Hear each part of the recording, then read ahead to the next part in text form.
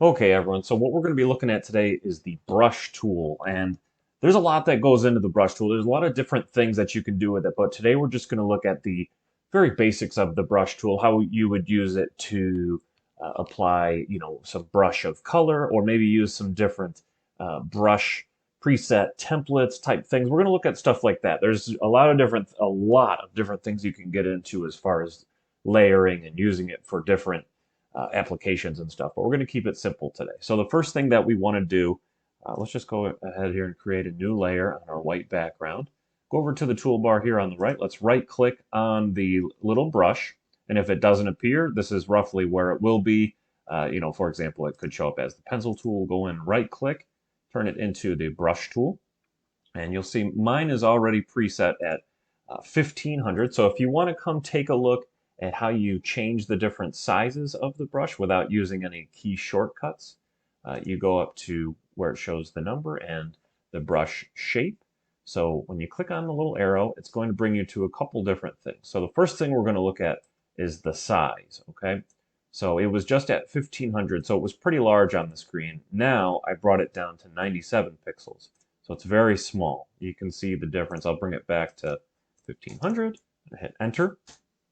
And you can see how much larger that shows up. Now, the next question might be, why is it so blurry or faded?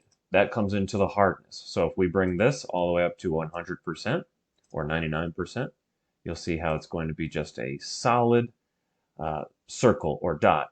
Now, I'm going to get rid of both of those. Let's make this into about 500, whoa, 500 pixels. Hit enter, leave it at the 100%.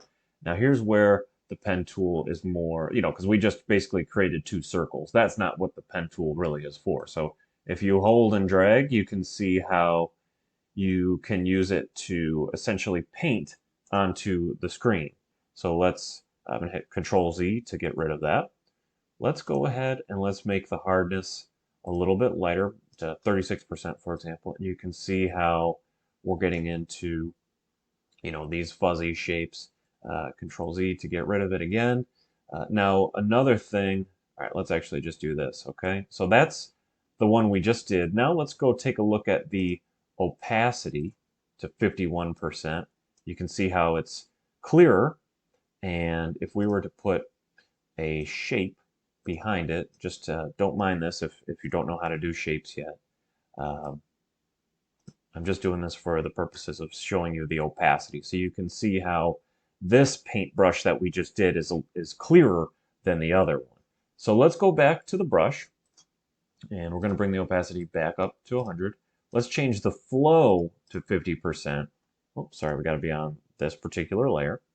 And you can see how the flow kind of does the same thing as the opacity, right? It makes it clear. It puts less color on.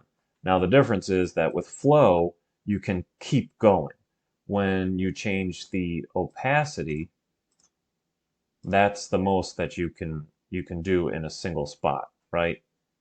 If that makes sense. So I know that this is getting a little bit messy, and we might even be um, getting a little bit ahead of ourselves. So I just got rid of everything. We're getting back to the beginning just of using the pen tool.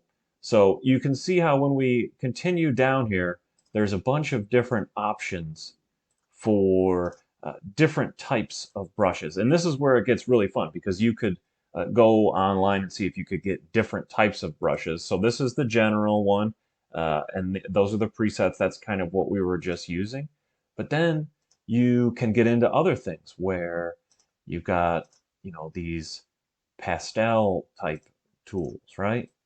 And it gets into cool things like that. And you can take it a step even further where you can go download ones that have, like a water splash basically. So let's go ahead and change that to 2000 pixels. Hit enter.